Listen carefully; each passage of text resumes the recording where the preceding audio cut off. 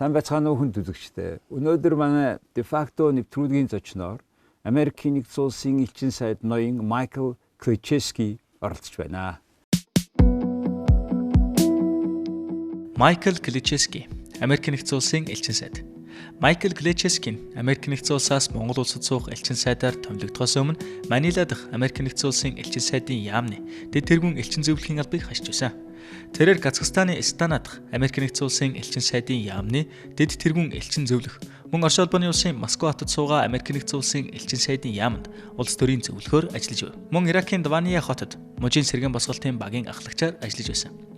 Майкл Klecheski нь Вашингтонд төрийн департаментэд 24 цагийн шуурхай ажиллагааны төвд хяналтын ахлах ажилтнаар мөн НАТОтой харилцах асуудлыг эрхлэн ажиллаж байсны зэрэгцээ үндэсний аюулгүй байдлын зөвлөлд Оросын асуудал эрхэлсэн захирал, ахлах захирлын үүрэг гүйцэтгэх зэрэг албан тушаалуудыг хашиж байв.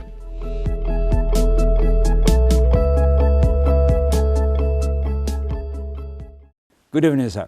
Good evening. It's a Merry pleasure to be here. Thank you. Merry Christmas and Happy Holidays. Well, it's a wonderful holiday. Not because Christianity itself, but of course it's a very important date, the birth date of the Jesus Christ. But it makes also international content, and you are one of the quite multinational content person. You are Polish background, American ambassador. You have a Filipino wife, Correct. 3 kids, working in Mongolia after Russia, Kazakhstan, the Philippines, in Iraq. So it's such an interesting phenomenon, and it is a great honor to celebrate with you the eve of Christmas in Mongolia. And this is the first year of Christmas. What is your take this time? First of all, it's an honor to be here. I'll tell you that I enjoy reading your website, sometimes even in Russian, but usually in English. This is indeed our first holiday season, Christmas, New Year's in Mongolia, because we arrived here in February. And so far it's been wonderful, a little exhausting at times, because Mongolians definitely know how to party around the Christmas holiday season. So sometimes I feel a little tired, but overall it's been really wonderful. And all the hospitality I think that I experience throughout the year, that's been one of the striking features of Mongolia for me. Maybe it's even more a little bit concentrated in this time of holidays. And You yourself, are you Christian? I really don't have particular religion. Like many Mongolians do, not religious, and kind of nowadays people just I think civilized, intelligent people just respect religion. All religion, right? And however, what is the most memorable day still about Christmas in your life? Oh, I think it's when we had all 3 of our kids together. It's been a while because our kids are grown up now and they're strewn all over the world. 2 of them in the United States and 1 in here in the Philippines. But actually, 2 of them are now here with us again this year, which is a really nice experience. But when we've been all over the world, as you said, and we celebrate these holidays wherever we are, always with a Christmas tree. And so it's always a really nice feeling. When other members of our family can gather with us, that's a nice feeling too, of course. Great. Merry Christmas again. Merry Christmas, yeah. And I think that mood is also true about the relations between our 2 countries. And tell us please, about the milestones this year or next year in the near future. This has been a remarkable year, I have to say, and I'm not sure I even expected that it would be such a year of improving relations when I first got here. But it's been extraordinary. Obviously, the meetings of the 2 presidents, and your president's visit to Washington in general was one of the major milestones. And it established, of course, the strategic partnership, which we are now pursuing. So that was a very important development. Our relationship with Mongolia, U.S. relationship with Mongolia, has been strong ever since we established diplomatic relations. I think the fact that Mongolia took this really courageous, in my opinion, step of pursuing democracy at a time when not every country was doing that was one of the reasons that we have that foundation for the strong relationship. So it's been strong throughout, but in the last 7-8 months, it's dramatically improved. I think it's an unprecedented level of cooperation, and I only see that continuing. So this year we had, aside from our two presidents meeting, which is always important, we had a lot of high-level visits by American officials here. Our Secretary of Defense, his first visit as Secretary of Defense outside the U.S. included Mongolia. We had our National Security Advisor at the time, John Bolton. We've had a group of economic officials at very high levels that have come here, and that's an important focus because the economic dimension is a big part of what we're trying to pursue now. We also had a very successful year of youth, 2019. Back in 2018, your Prime Minister and our Secretary of State made 2019 the U.S. Mongolia-U.S. Year of Youth, and we've had programming the whole year. I'm kind of sorry it's coming to an end because it's been very exciting. But of course, it's not really coming to an end. Only the Year of Youth is. Our program will continue. Speaking about the economic cooperation, still I think a lot of rooms to improve, foreign direct investment, etc. What is your take on that? How do you see near-term future of the economic cooperation? I agree that there's a lot of room for improvement. We have not even reached the high, which we had a few years ago, but we are working very actively on it. And I think there's sort of two dimensions to that. One is helping to improve the investment climate. Obviously, foreign companies are looking for a strong investment climate where they can feel confident and where the rule of law gives them protections and assurances. So that's very, very important. Speaking on that, there is a transparency agreement which suggested to be more friendly investment conditions in Mongolia. How is it going on now? We are getting closer and closer to full implementation of an agreement that, from our perspective, and I think from your governments as well, is very, very important. The transparency agreement essentially creates the conditions for the public, the business community, to be able to comment on draft legislation, draft regulations even, as they pertain to economic issues.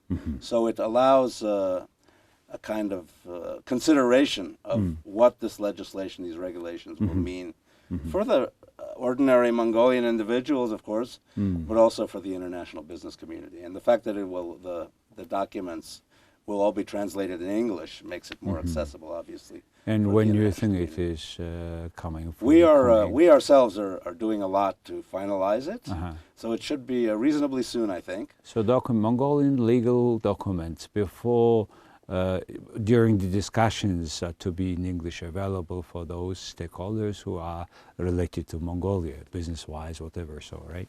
That's a core element of it, yeah, absolutely. And we're helping with this website called Legal Info MN, which is the site which has been Mongolia's site for this for a while, but we're reinforcing it, shall we say, modernizing it, and we're very hopeful that that'll be complete. And I think we also should mention about this Millennium Challenge account in Mongolia, which many countries borrow money to Mongolia, but this account now is total about 500 or so million US dollar grant comes to the country.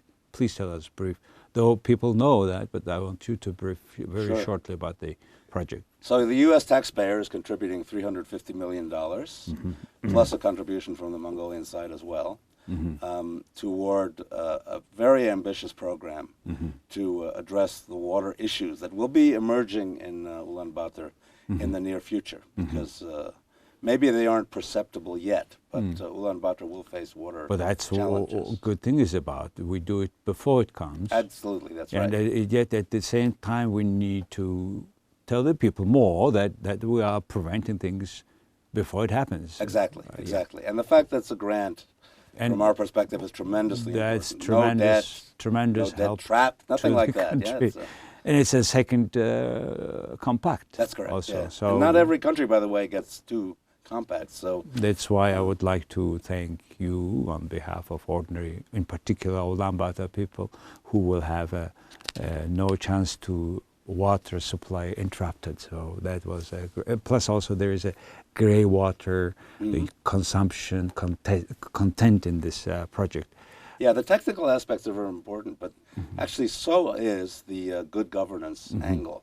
The MCC always includes governance. So that goes also to me along with we recently started more economic cooperation comes more with China, Russia in particular, in the context of that future pipeline from Russia to China, etc. That recently our Prime Minister have agreed in Russia. Indeed. And then American also this MCC, etc. So Mongolians are lucky to have such neighbors, particular third neighbors. And what is your today's evaluation of Mongolian third neighbor policy?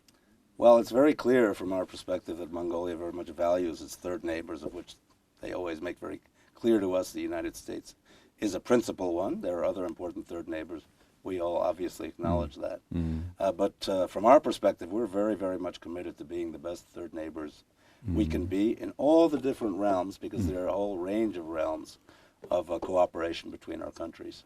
With that content, for example, there is a concern among some people that what happens if Mongolia is becoming a part of a regional organization called Shanghai Cooperation Organizations. What is your position on if Mongolia is becoming a member of that organization?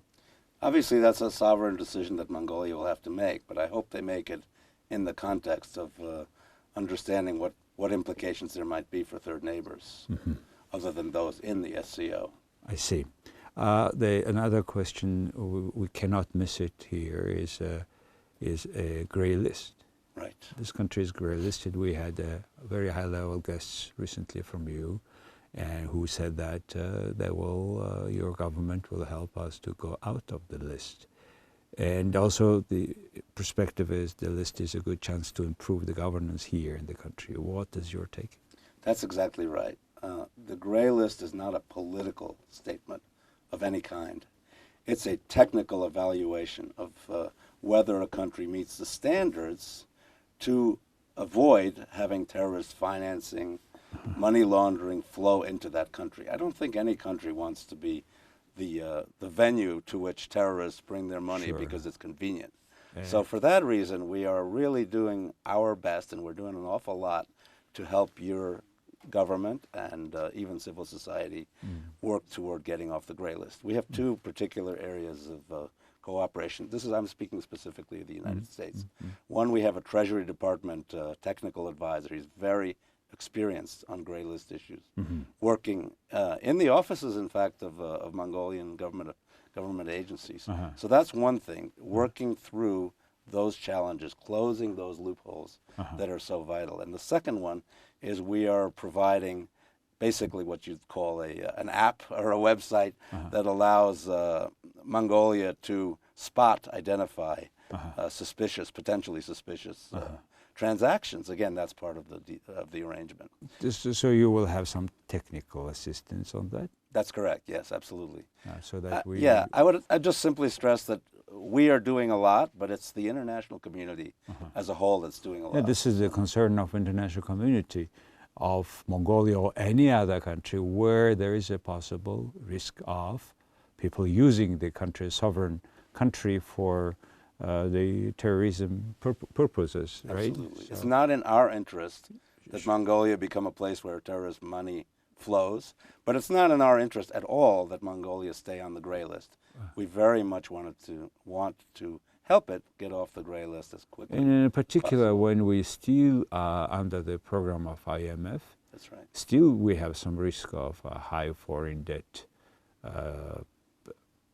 payment default.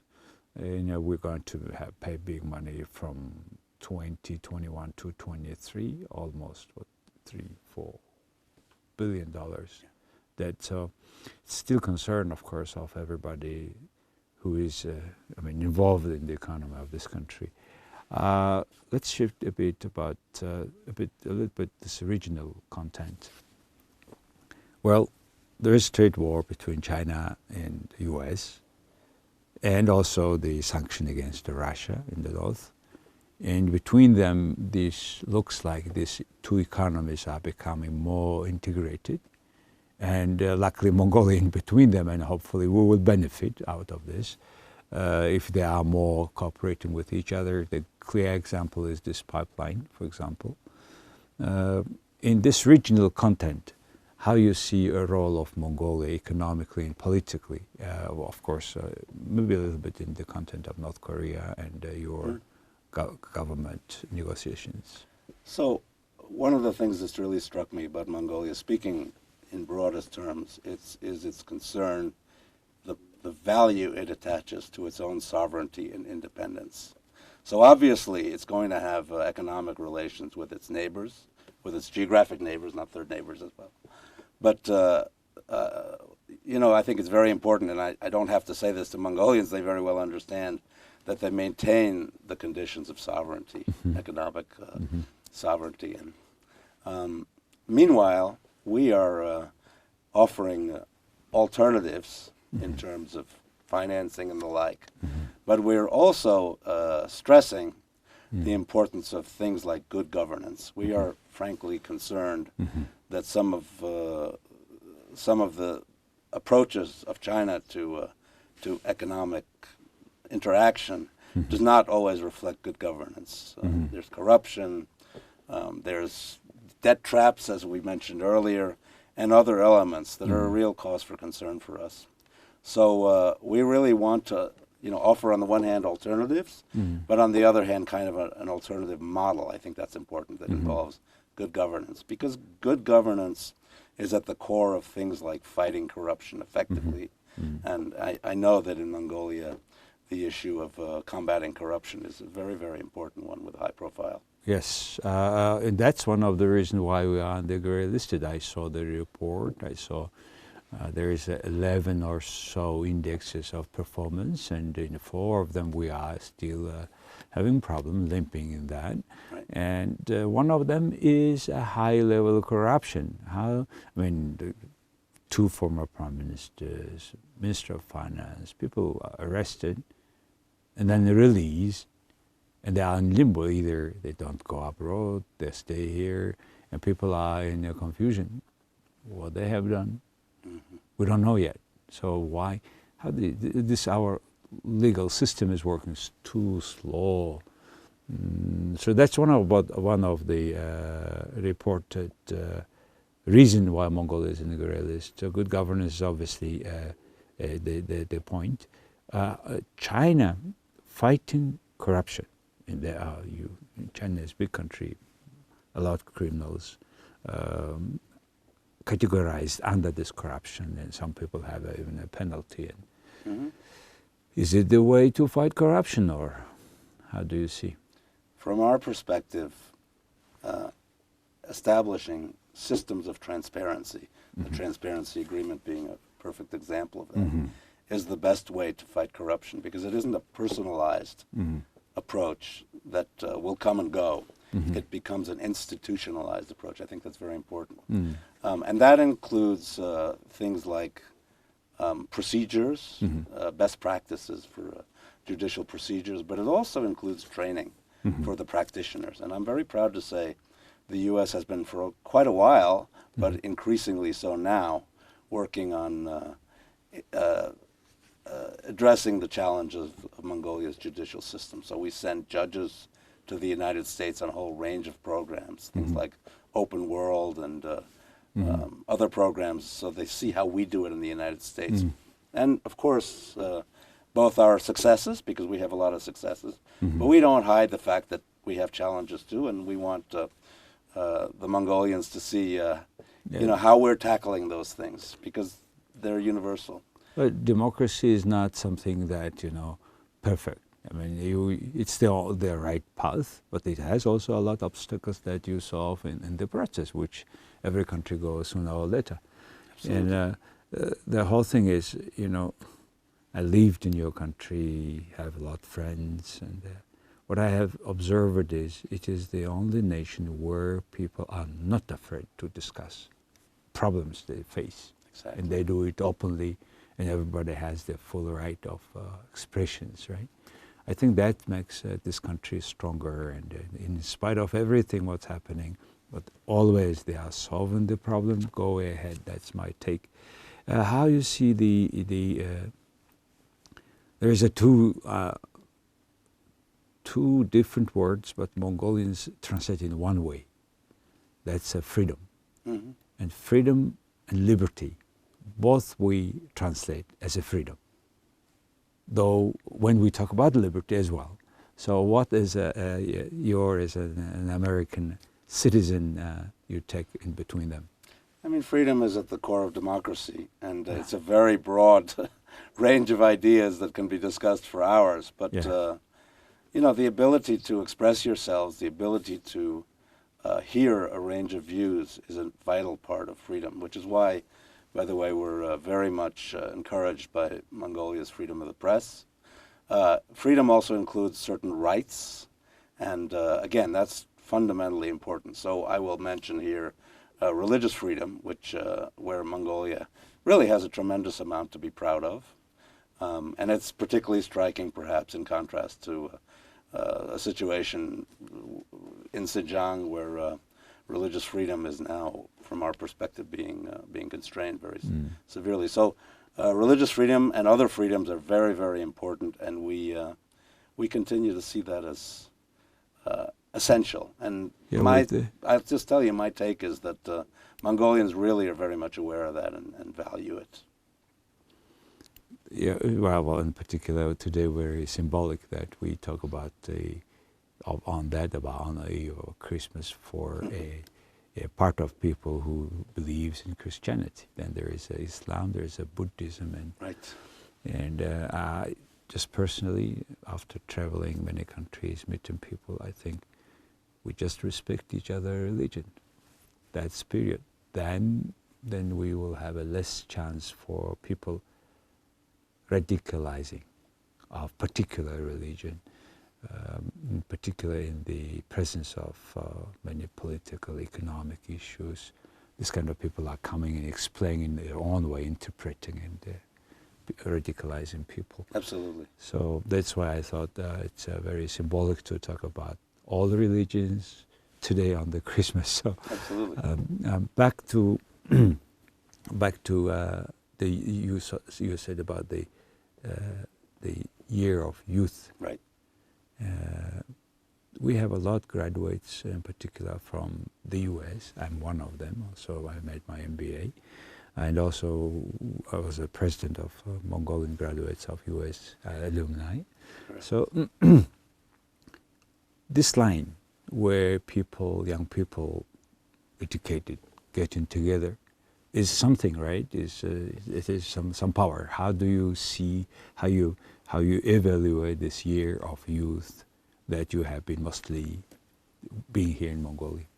I've been very, very impressed with the programs, but I'll tell you that beyond that, and the programs have really ranged from culture, music, hip-hop being one of the most noteworthy from my perspectives, but also things like technical skills, training in a whole range of issues. That's all very, very important.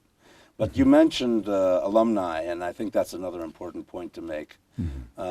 It was just a few days ago that I once again celebrated this season with an organization that you know well, which is the organization that brings together American alumni, Mongolian alumni from American schools and programs. It's one of the finest alumni associations, really, that is known at least to the State Department in the world. I mean, you really are a pathbreaker. Well, your department was very supportive. I can tell that as an ex-president of the organization. Right, exactly. Yeah. Because you see, those who have graduated in the U.S., they have no need to explain them how we can take care of people, for disabled people, to create more, supportive environment, infrastructure in the city for people who otherwise cannot go. for example, there's no special schools in the U.S. The kids go to the normal schools, and they're quite cooperative. That's the mentality change I think those graduates can do and are doing in Mongolia. So in that sense, U.S. Department, that support is so important for the project, and we have already people having jobs through these associations, disabled people having jobs, etc. So I think this peoples-to-peoples diplomacy is becoming more important in between our countries, with particular traveling a lot. How much the traveling are been affected by recently? How many people are traveling to the U.S.? There's a lot of people traveling, obviously. We try to make the visa process, and I think we do a good job of it, make the visa process as easy as it can be, which doesn't mean, of course, that everybody gets a visa. We're aware of that, and I think there's a general awareness of it. Yep. And that connection, I would simply say that the more that people travel responsibly, Mongolians travel to the U.S. and come back within the limitations of their visas, the more it's easy for others as well, because that is an important factor. So we are always talking about a travel responsibly program. It's not only ours, by the way. We're doing it, as we do so much else, in collaboration with your government, with your foreign ministry, and with other embassies as well. I thought your campaign, what you just said about responsible traveling, I think made a good job. People now understand that. I mean, you cannot go and violate the laws of the country, and I think people are traveling more responsibly recently. And that's a good sign. Also, that means people more understanding each other, rules, regulations. And I think a lot of interesting years to be ahead now. Absolutely. And we are very proud of our alumni who are graduates in the U.S. And these young people, the year of youth was a good focal point, in particular recently this WHO, rock and roll company, the performances. Just recently these guys came after many days and many performances. Very 52 fun. To be exact, as a matter of fact, 52. as I know. And I saw this audience, oh my God, so Mongolia is coming closer.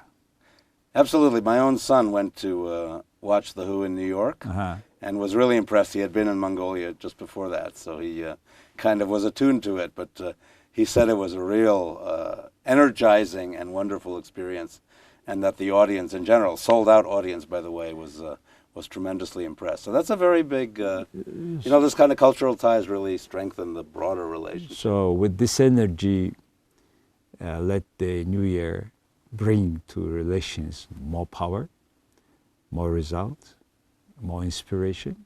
So I would like to thank you for being on my program on this important eve for many people in the world. Thank you so much. Thank you so much. It's been a pleasure. Thank you. Thank you. За, эрхэм хүндэтгчтэй өнөөдөр манай Christmas-ийн баяр гэж тийм энэ өдөр Америк нэгдсэн улсын элчин сайд ноён Майкл Klecheski оролцлоо. Их баярлалаа. Merry Christmas.